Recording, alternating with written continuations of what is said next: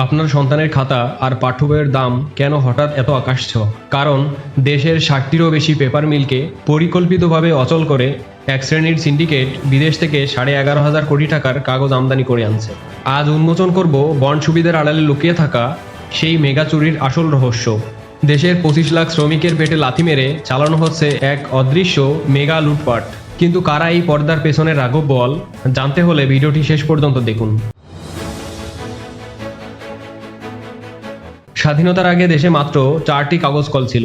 1990-এর দশকে ছোট ছোট কল গড়ে উঠতে শুরু করে, কিন্তু চাহিদা বাড়ার সাথে সাথে বসুন্ধরা, মেঘনা, টিকে গ্রুপ, পার্টেক্স গ্রুপ এবং মাগুরা গ্রুপের মতো বড় বড় শিল্পগোষ্ঠী উল্লেখযোগ্যভাবে বিনিয়োগ শুরু করে। দেশের 128টি নিবন্ধিত কলের মধ্যে 106টি 1996 সালের পরে প্রতিষ্ঠিত হয়েছে। 2009 সালের পর কাগজ শিল্প, যা এক সময় আমদানি নির্ভর ছিল, উল্লেখযোগ্য বিনিয়োগ আকর্ষণ করতে শুরু করে। এটি অবশেষে অভ্যন্তরীণ চাহিদা মেটাতে সক্ষম হয় এবং প্রায় 40টি দেশে কাগজ ও কাগজের পণ্য রপ্তানি শুরু করে। দেশের সরকারি মিলগুলোর পাশাপাশি রাষ্ট্রায়ত্ত কর্ণফুলী বা নর্থ বেঙ্গল পেপার মিলের উৎপাদিত কাগজ ছিল বিশ্বমানের। দেশের মোট চাহিদার সিংহভাগই মেটাতে পারত আমাদের নিজস্ব কারখানাগুলা। কাগজ শিল্পে কর্মসংস্থান তৈরি হয়েছিল প্রায় 25 লাখ মানুষের। এই শিল্পটির বাজার প্রায় 1 লক্ষ কোটি টাকার। দেশে কাগজের বার্ষিক চাহিদা 9 লাখ টন, অথচ উৎপাদন এর প্রায় দ্বিগুণ, অর্থাৎ 15 লাখ টন। কিন্তু সেই গৌরব আজ ইতিহাস। দেশের 12টি বড় পেপার মিল এবং 47টিরও বেশি মাঝারি মিল পুরোপুরি বন্ধ বা অচল করে রাখা হয়েছে। কেন জানেন? কারণ আমাদের মিলগুলো সচল থাকলে আমদানিকারক সিন্ডিকেটের পকেট ভারী হবে না। যখনই কোনো সরকারি মিল লাভের মুখ দেখতে শুরু করে, তখনই এক শ্রেণীর দুর্নীতিবাজ আমলা আর ব্যবসায়ী চক্রের সুদূর প্রসারী পরিকল্পনায় তা লোকসান দেখিয়ে বন্ধ করে দেওয়া হয়। উদ্দেশ্য একটাই, বিদেশি কাগজের জন্য একচেটিয়া বাজার তৈরি করা। এবার আসা যাক এই মেগা লুটপাটের সবচেয়ে বড় অস্ত্রটিতে। এর নাম বন্ড সুবিধা।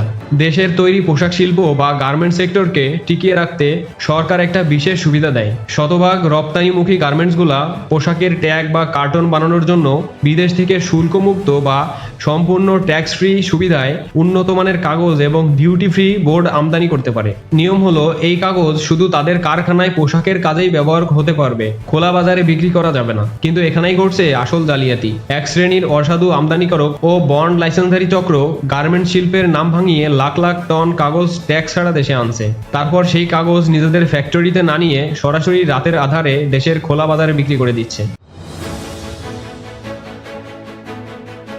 যেখানে একজন দেশীয় সৎ ব্যবসায়ীকে ভ্যাট ট্যাক্স দিয়ে কাগজ বাজারে ছাড়তে হয়, সেখানে এই চোরাই বন্ডের কাগজ বিক্রি হচ্ছে পানির দামে। ফলে আমাদের দেশীয় মিলগুলো ভ্যাট ট্যাক্স দিয়ে চোরাই কাগজের দামের সাথে প্রতিযোগিতায় টিকতে পারছে না। এটা কোনো সাধারণ ব্যবসা নয়, এটা সরাসরি রাষ্ট্রের সাথে মেগা প্রতারণা। সিন্ডিকেটের জালিয়াতি শুধু বন্ডের মধ্যেই সীমাবদ্ধ নেই। আন্তর্জাতিক বাজারে কাগজের মূল কাঁচামাল বা পাল্পের আমদানি মূল্য যখন প্রতি টন প্রায় $840, তখন এই আমদানিকারক সিন্ডিকেট তৈরি কাগজ আমদানি করছে মাত্র $600। কাগজের দাম কাঁচামালের চেয়েও কম। এমন অবাস্তব কাণ্ড কিভাবে সম্ভব? একে বলা হয় আন্ডার ইনভয়েসিং বা মূল্য কম দেখানো। আমদানির ভুয়া রসিদ বা ইনভয়েস বানিয়ে সরকারকে কোটি কোটি টাকার শুল্ক ফাঁকি দেওয়া হচ্ছে, আর বাকি টাকা হুন্ডির মাধ্যমে বিদেশে পাচার করে দেওয়া হচ্ছে। কাস্টমসের এক শ্রেণীর দুর্নীতিবাজ কর্মকর্তার চোখ ফাঁকি দিয়ে কিংবা তাদের ম্যানেজ করে প্রতিদিন হাজার হাজার টন বিদেশি কাগজ দেশের বন্দরে ঢুকছে। এর ফলে সরকার হারাচ্ছে বিশাল রাজস্ব, আর দেশ হারাচ্ছে তার মূল্যবান বৈদেশিক মুদ্রা বা ডলার রিজার্ভ। এই মেগা লুটপাটের চূড়ান্ত মাসুল দিতে হচ্ছে আপনাকে এবং আমাকে। যখন দেশীয় পেপার মিলগুলা একে একে বন্ধ হয়ে যাচ্ছে, তখন দেশের বাজার পুরোপুরি বিদেশি কাগজের উপর নির্ভরশীল হয়ে পড়ছে।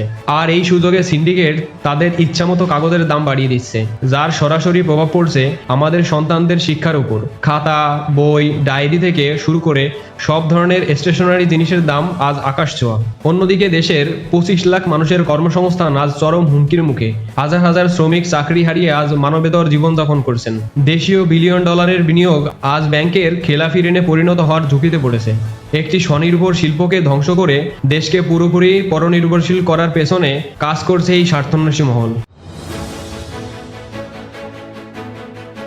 এছাড়াও বৈশ্বিক যুদ্ধ, ডলারের মূল্য বৃদ্ধি, বিশ্বব্যাপী কাঁচামালের আকাশ ছোঁয়া দাম এবং জ্বালানি খরচ বৃদ্ধির কারণে সৃষ্ট কোভিড পরবর্তী অর্থনৈতিক মন্দার ফলে শিল্পটি একটি বড় সংকটের সম্মুখীন হয়। 300 এর বেশি পশ্চাৎ সংযোগ শিল্প এই খাতের ওপর নির্ভরশীল এবং এভাবে চলতে থাকলে প্রায় 1 কোটি মানুষের কর্মসংস্থান ঝুঁকির মুখে পড়বে।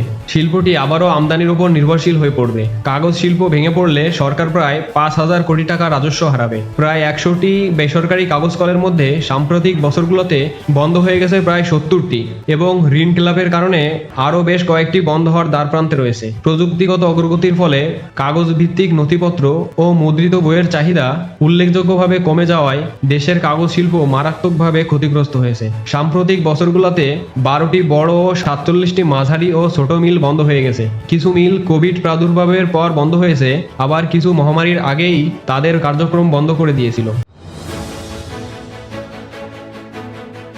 ক্রমবর্ধমান গ্যাস ও বিদ্যুতের দাম, সংযোগ পেতে বিলম্ব এবং ঘন ঘন লোডশেডিংয়ের মতো বেশ কিছু প্রতিবন্ধকতার কারণে উৎপাদন খরচ 20 থেকে 30% বেড়েছে। জ্বালানির দাম প্রায় 300% বৃদ্ধি পেয়েছে। এত কিছুর পরেও নিজেদের বিশ্বমানের কাগজ মাটিতে ফেলে রেখে 11,500 কোটি টাকার এই আমদানির মহোৎসব আর কতদিন চলবে?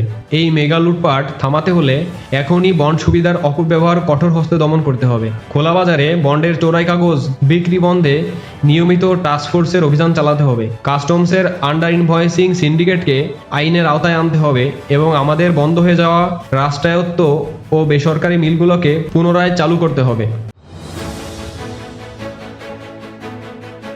দেশীয় শিল্প বাঁচবে দেশের অর্থনীতি, রক্ষা পাবে লাখ লাখ শ্রমিকের রুটি রুজি। আসুন আমরা এই সিন্ডিকেটের বিরুদ্ধে সচেতন হই, দেশীয় পণ্য ব্যবহারে সোচ্চার হই। আজকের ভিডিওটি নিয়ে আপনার মতামত কি? বন্ড সুবিধার এই মেগা চুরি বন্ধে সরকারের কি পদক্ষেপ নেওয়া উচিত? কমেন্ট করে আমাদের জানান। ভিডিওটি ভালো লাগলে লাইক করুন এবং শেয়ার করে সবাইকে সত্যটি জানার সুযোগ করে দিন এবং এই ধরনের ভিডিও আরও পেতে চ্যানেলটি সাবস্ক্রাইব করে রাখতে পারেন। দেখা হবে পরবর্তী ভিডিওতে। ধন্যবাদ। আসসালামু আলাইকুম।